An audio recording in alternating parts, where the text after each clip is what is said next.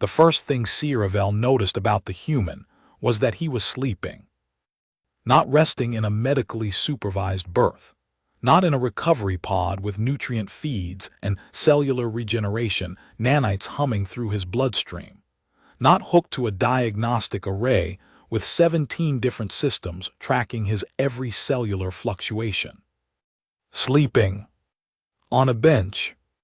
In the middle of the Cathara Station Transit Hub, surrounded by the noise and light and chemical chaos of 400 different species moving through the most trafficked crossroads in the Outer Rim. The human was lying on a bench with one arm folded under his head and the other draped across his stomach, and he was sleeping like he had not a single concern in the known universe. Sci-Fi paused her transit route. She was a xenobiologist, technically off-duty, technically on her way to the connecting berth for the research vessel Adellan's Reach, and she had logged exactly 312 human behavioral observations in the past 2 years of her posting, but she had never seen anything quite like this. Humans, in her experience, were loud. They were constant. They moved through spaces like they owned them, taking up more room than their physical dimensions suggested, speaking at volumes calibrated for open air rather than interior acoustics, touching things they had no professional reason to touch. They were, in the polite phrasing of most xenobiological literature, high-stimulus organisms who generated as much sensory noise as they processed. This one was generating none. She drifted closer, the way she might drift toward an unfamiliar specimen, curious and cautious in equal measure. He was young, or what passed for young in humans, which she had learned was deceptive, since their aging process was not linear, with dark hair that had fallen across his forehead in sleep, and a jaw carrying several days of growth that her species would have read as deliberate ornamentation, but which she understood in humans was simply neglect. He wore the gray-green field gear of a deep survey contractor, scuffed boots, a jacket with a tear along the left shoulder seam that had been repaired, not replaced, a pack on the floor beside him with his ankles looped through one strap, some kind of theft prevention instinct, she supposed. He was breathing slowly. His heartbeat, visible as a faint pulse at his throat, was steady. She pulled out her scanner, a reflex, the professional habit of 16 years, and ran a passive sweep. Then she stopped walking. She ran it again. She crouched down beside the bench, close enough that if he woke, he would certainly find her proximity alarming, and she stared at the readings on her display with the particular expression that her colleagues had learned to associate with data that refused to make sense. His readings were wrong. Not wrong in a way that suggested instrument error. Wrong in a way that suggested this man had, at some point in the recent past, experienced something that should have killed him, and had not been killed by it. The scar tissue was the first thing, not visible scars, though he had those too, a faded line along his left jawbone and something older across the back of his right hand, but internal scar tissue, the kind that showed up on a deep-layer scanner as regions of remodeled cellular structure. She could see traces of it in his left lung, suggesting a partial collapse that had healed, in 2 ribs, suggesting fractures that had knitted, in the tissue surrounding his left knee, suggesting she had to cross-reference twice, suggesting a complete ligament rupture that had apparently regenerated. Ligaments did not regenerate. That was established biological fact across 47 studied species. Connective tissue healed by scarring, not regeneration. It was one of the persistent medical frustrations of every advanced civilization, the reason replacement surgery existed, the reason synthetic joints were a significant industry. The human's knee had, at some point, simply decided to regenerate its own ligament. She was still staring at the display, her birth departure time coming and going, unnoticed, when he woke up. It wasn't a gradual awakening. He didn't stir or shift or blink his way into consciousness the way most species did. His eyes simply opened, brown, alert immediately in a way that her research suggested was an evolutionary trait, the predator-prey reflex of a species that had spent most of its history needing to be ready to act the moment it stopped being asleep. And he looked at her. She realized she was crouching next to him, with a scanner approximately 40 centimeters from his face. "Hi," he said. "Hello," she said. There was a pause. "Were you scanning me?" he asked, not alarmed, mildly curious. "Yes," she said, because lying seemed both ethically wrong and practically pointless given the instrument in her hand. He sat up slowly, rubbing the back of his neck, and looked at the scanner display she was still holding. He had the relaxed manner of someone who had been woken in stranger circumstances and found this particular instance unremarkable. "Find anything interesting?" "Several things," Sci-Fi said. "Your left knee." He glanced down at it. "The Harrow Station thing." "I beg your pardon." "Harrow Station, about 3 years ago. Access shaft collapse." He flexed the knee, apparently checking that it still worked. "Took a while, but it sorted itself out." Sci-Fi stared at him. "Ligaments," she said carefully, "do not sort themselves out." "Mine did," he said, with the particular tone of someone reporting a fact about the weather. She stood up. He stood up slower, the way bodies moved after sleep on a hard surface, and picked up his pack and slung it over one shoulder. He was taller than she'd estimated from her crouch, about average height for a human male, which meant he cleared her by half a head, which she found mildly disorienting since she was accustomed to being the taller person in most species interactions. "Ella Sci-Fi," she said, extending her hand in the way she'd learned human first contact custom required. "Xenobiologist, Adellen's reach." He shook it, warm hand, firm grip, the casual physical confidence of a species with no natural venom and strong social bonding instincts. "Declan Marsh," he said, "survey contractor, currently between contracts and actively looking for coffee." ==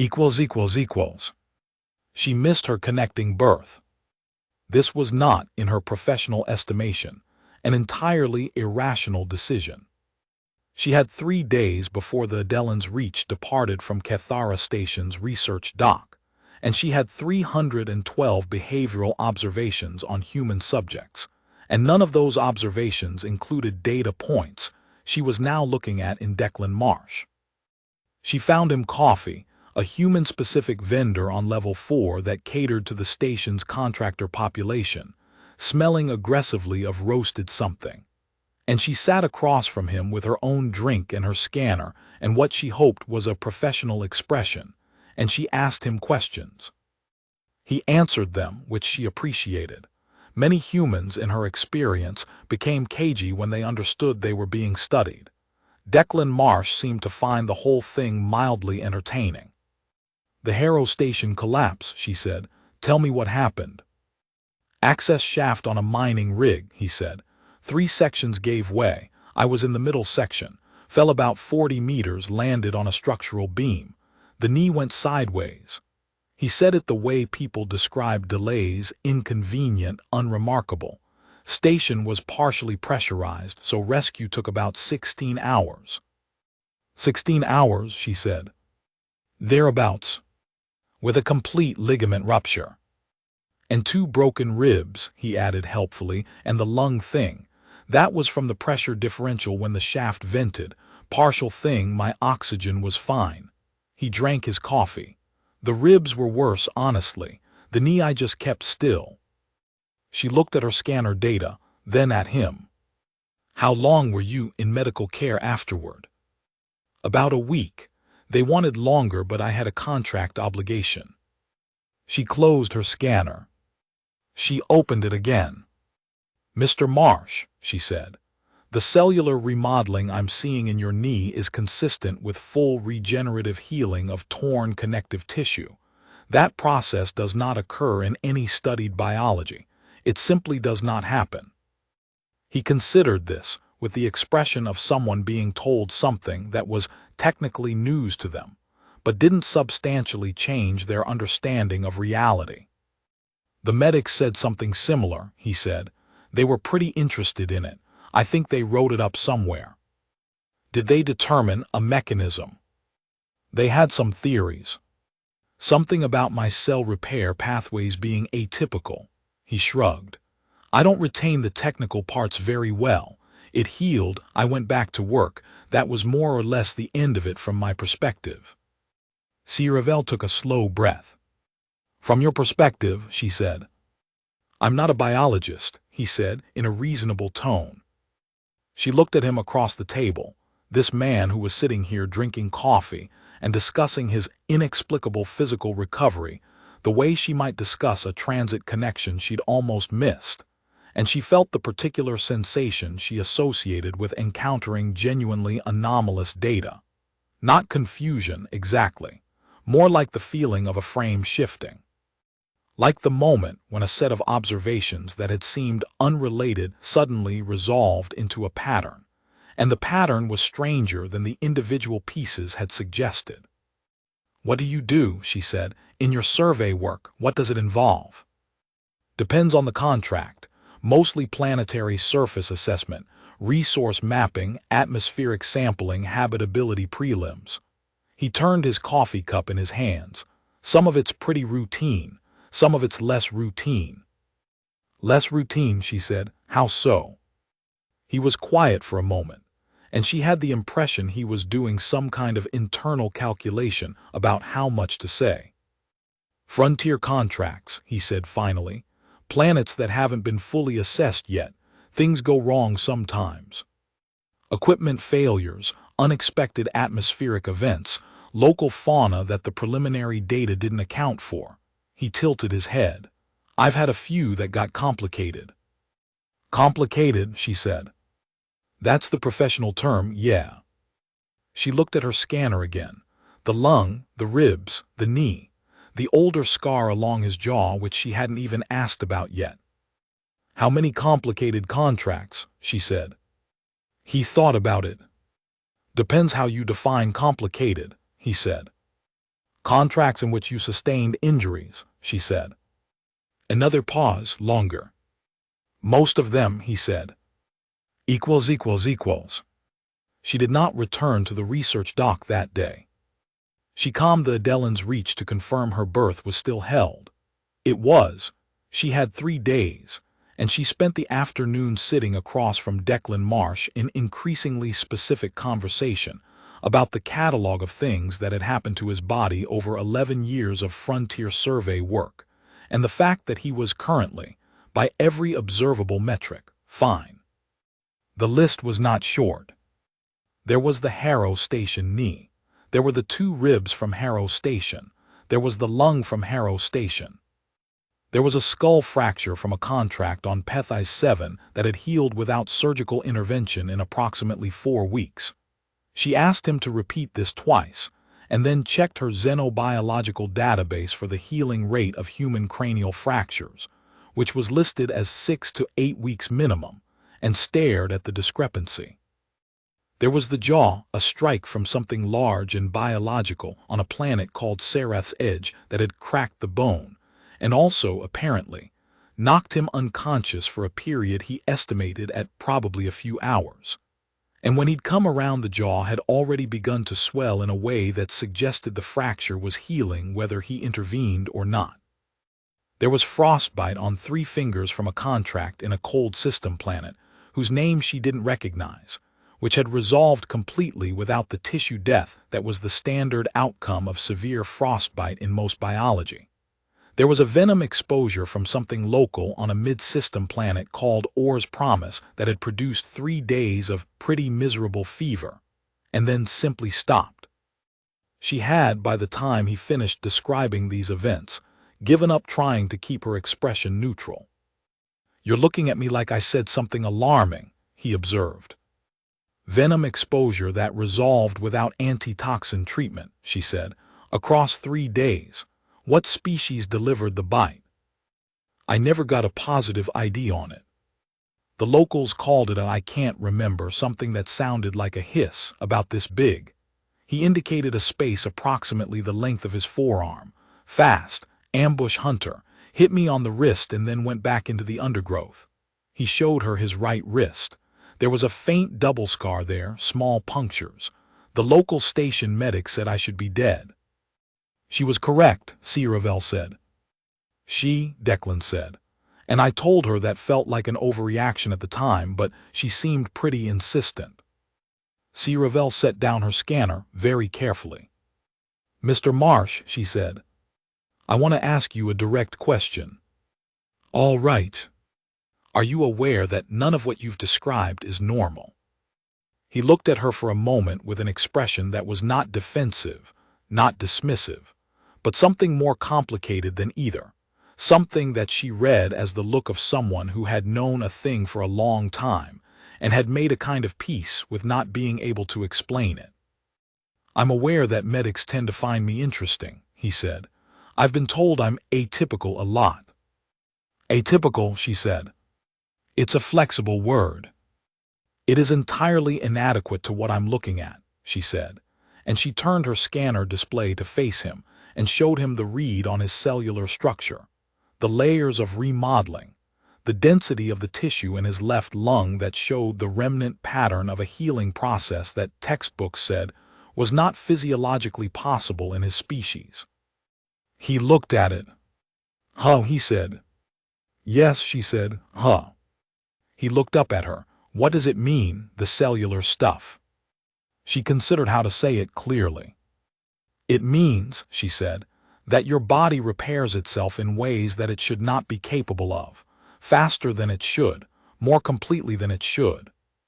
Venom that kills species with 3 times your biological complexity apparently decided to stop at your immune system. Connective tissue that no biology regenerates apparently regenerated. Bone fractures that should have required surgical correction apparently decided not to. She folded her hands on the table. The mechanism is unknown. The data is unambiguous. He was quiet for a moment. Does it matter, he said finally, practically speaking? I beg your pardon. I mean, does it change anything? I've been operating under the assumption that I just heal fast and got lucky a few times. Does knowing it's more than that change anything I should be doing differently? She opened her mouth, closed it. From a research perspective, she said, it matters enormously. You represent a biological anomaly that has no documented parallel. Understanding the mechanism could, theoretically, have implications for medical science across multiple species. Sure, he said, from a research perspective.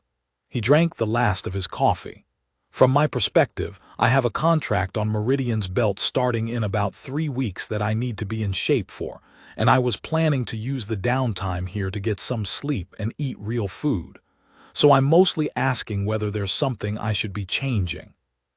She stared at him.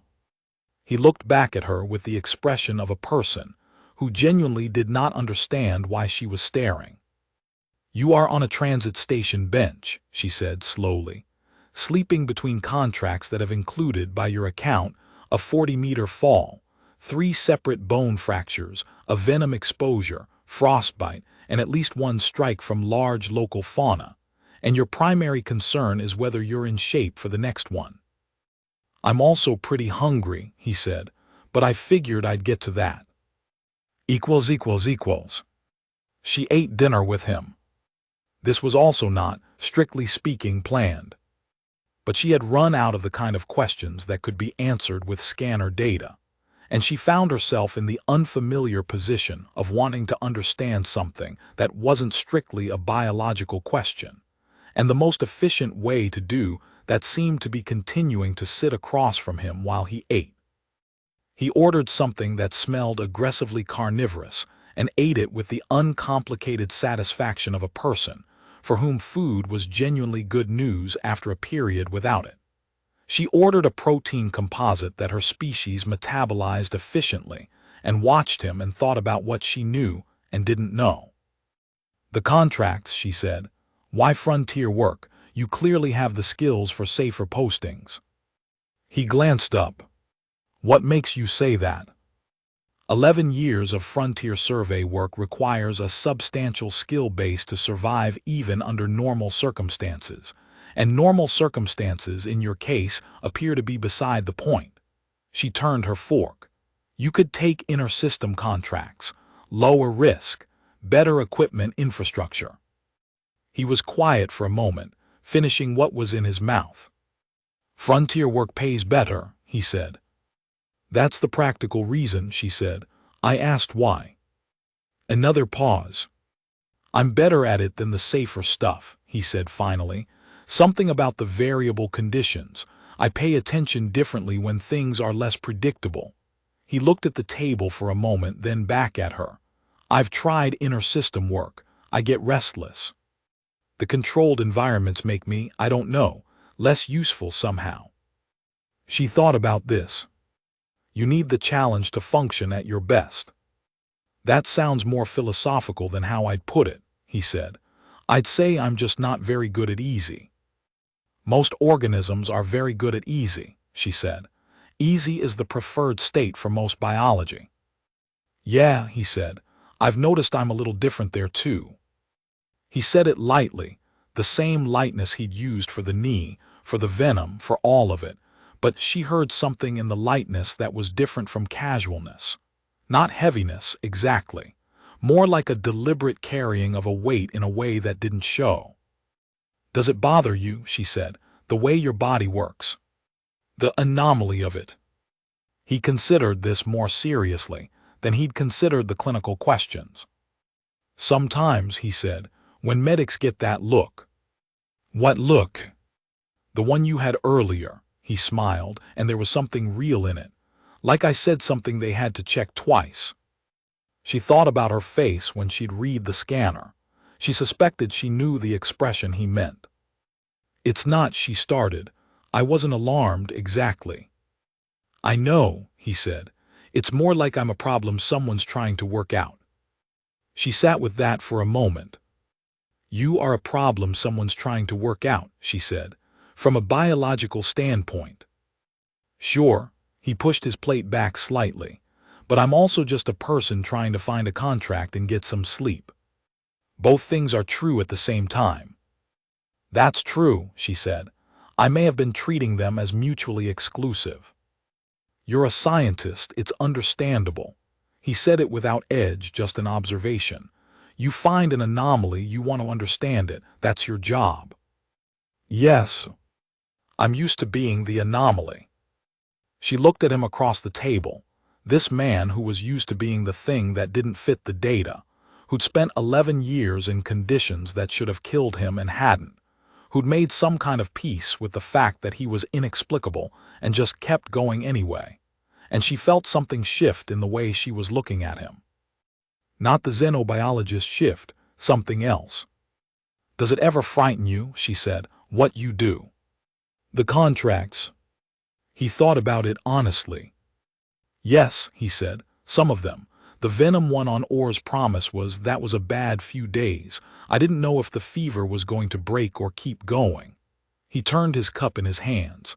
The Harrow Station shaft was scary in a different way. The fall was fast. It was the waiting afterward that was bad. 16 hours. Yeah, he paused. That was a long 16 hours. She thought about 16 hours at the bottom of a collapsed access shaft with a ruptured knee and fractured ribs, and a partially compromised lung, alone, waiting. But you went back to work, she said. I went back to work, he agreed. I don't really know how to stop. She believed him. Not in the way she believed scanner data, the way she believed something because it matched patterns she could measure. In the way she believed something because it matched something she was beginning to understand about the specific person sitting across from her. He didn't keep going because he was invulnerable. He wasn't invulnerable. He told her plainly what those 3 days of fever had been like, and she'd believed that too. He kept going because that was simply what he did. It wasn't philosophy. It wasn't courage in the dramatic sense. It was more like, she tried to find the right word in his language, stubbornness. Not stubbornness as a personality flaw. Stubbornness as a fundamental orientation toward the problem of being alive. He'd had a collapsed shaft and an impossible knee and 16 hours, and he'd waited it out. And when it was over, he'd gone back to work. And the knee had done what knees were not supposed to do, and he'd accepted that and gone back to work some more. The Meridian's belt contract, she said. What does it involve? Atmospheric survey on a mid-gas world, some surface time on the moon, preliminary assessment for potential extraction viability. He stretched his shoulders. Should be about 4 weeks, barring complications. Barring complications, she said. Hopefully very barring, he said, and the smile was there again, and this time she found herself returning it. ===. She spent the next 2 days in a way that was not consistent with her planned pre-departure schedule, which had included reviewing her research protocols, updating her specimen cataloging system, and sleeping a reasonable number of hours. She did not update her specimen cataloging system. She spent the first day taking Declan Marsh to the station's medical bay, with his permission, which he gave easily, apparently accustomed to being asked, and convincing the duty physician to run a full diagnostic sequence while she stood next to the reader and documented everything.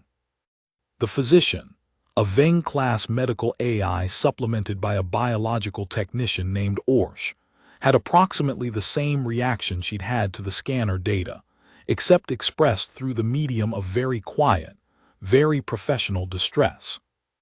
"The knee," Orcs said, pulling up the imaging display, in a tone that conveyed that she was a credentialed professional who had seen a great many things, and this was none the less. "I know," Ravel said. Orcs looked at Declan. "You said this healed on its own," she said. 3 years ago, Declan confirmed. Gradual took about 8 months. 8 months, Orcs said. "Give or take." Orcs looked at the display again. She looked at her instruments. She looked at Ravel. "Is he aware that ligaments?" "I've explained," Ravel said. "Ah," Orcs said. She looked at Declan again with the particular expression of a medical professional encountering something that exceeded their current explanatory framework. "And how do you feel currently? Any pain in the joint?" "No," Declan said. "Feels fine. Better than before the accident, honestly, which I know sounds strange." "Yes," Orcs said faintly. "It sounds strange." They ran the full sequence. Ravel documented everything and had Orcs countersign her notes and requested copies of all imaging for her research file. By the time they were done, Orcs had already sent a flagged inquiry to the station's Xenobiological Research Division and was making arrangements to have the data forwarded to a medical journal she named that Ravel recognized as one of the most prominent in interspecies biology. "I should mention," Declan said, as they were leaving, "that this happens pretty much everywhere I get a full medical scan." "The journal inquiry," Ravel said. "The sending it somewhere else because it's weird thing," he said. "I imagine it does," she said. "I've been in about 6 medical papers at this point," he said. "Anonymized mostly, though the Harrow Station one had a case number you could probably track back to me if you tried." She looked at him. "You've read them?" "One of them.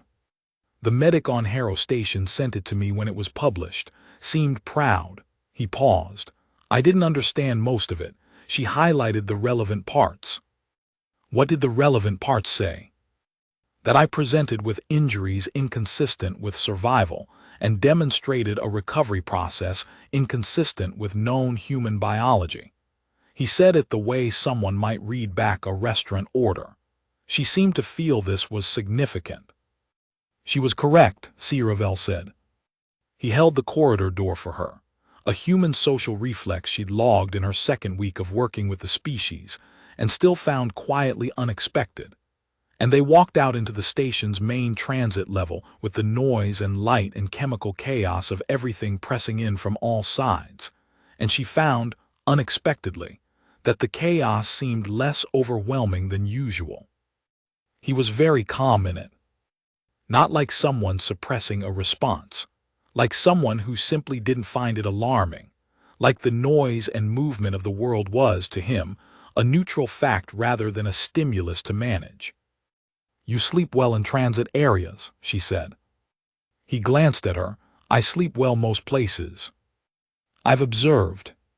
That's somewhat atypical for your species as well."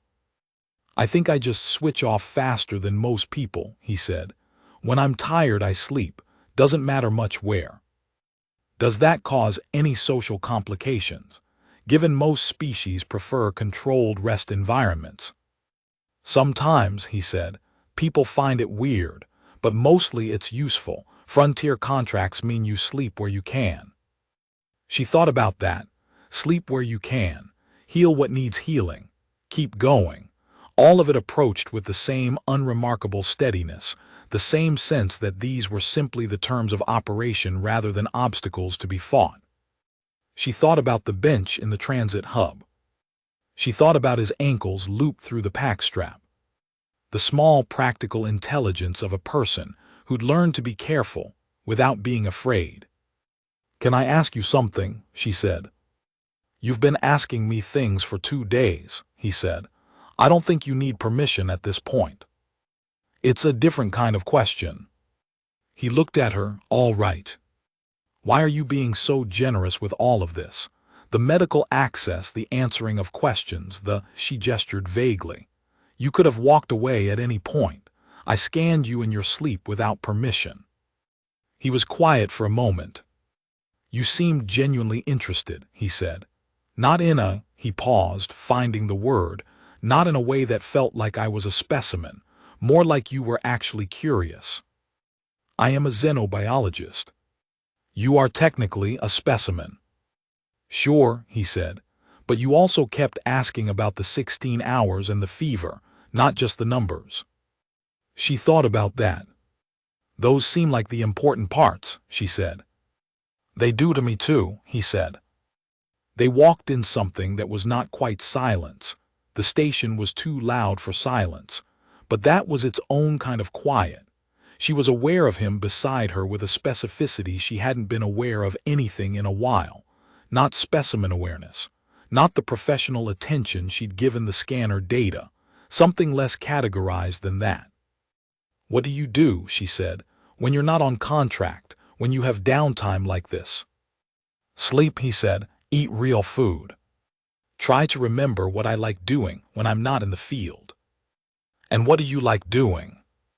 He thought about it with the same honest attention he'd given the other questions. "Reading," he said.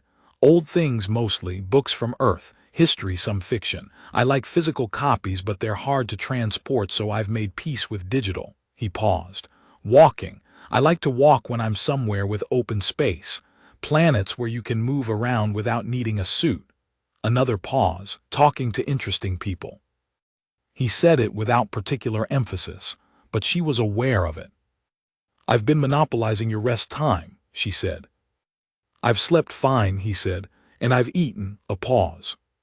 "And I've talked to someone interesting." She looked at him, and he looked at her, and there was a moment that was not, she thought, categorizable as professional interaction in any meaningful sense. "I have a berth on the Adellan's Reach departing in 36 hours, she said. "And I have a contract starting in 3 weeks, he said.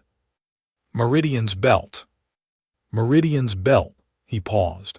"I'll be back through Cathara Station after, about 6 weeks, if the contract goes without complications."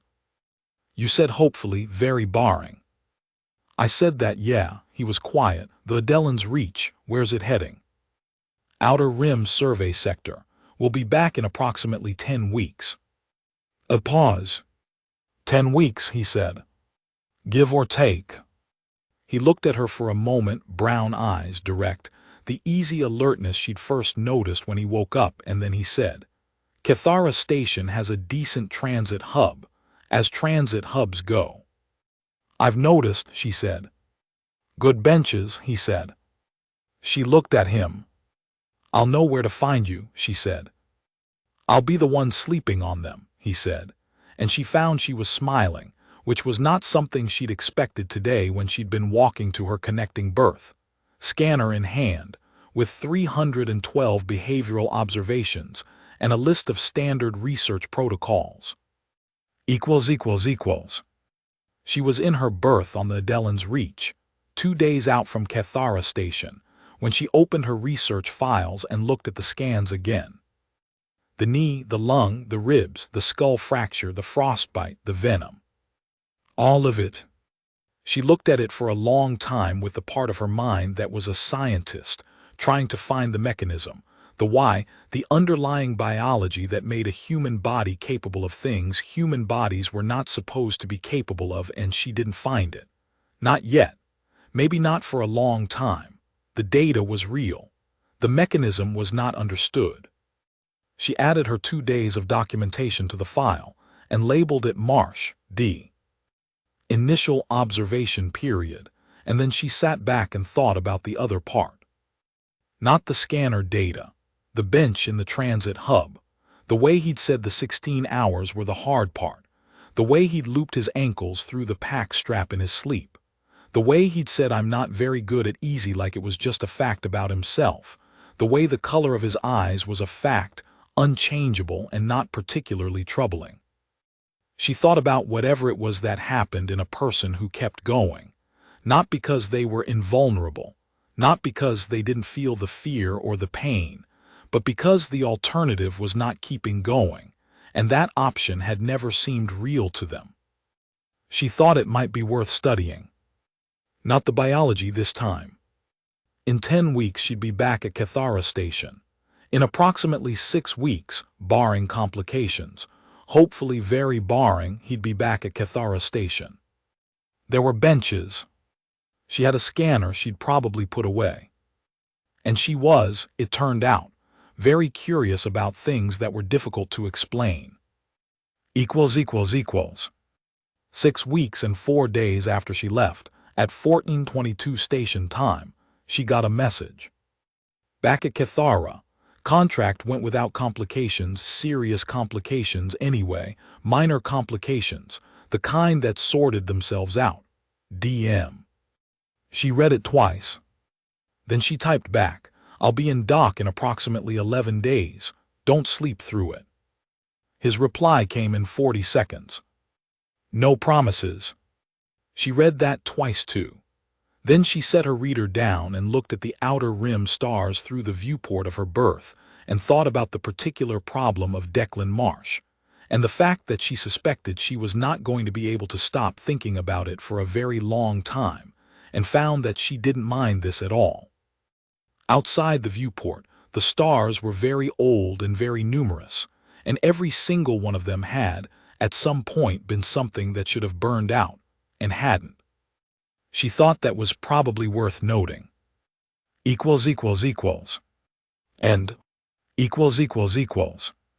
word count, ~9, 550 words runtime, minutes at 160 WPM.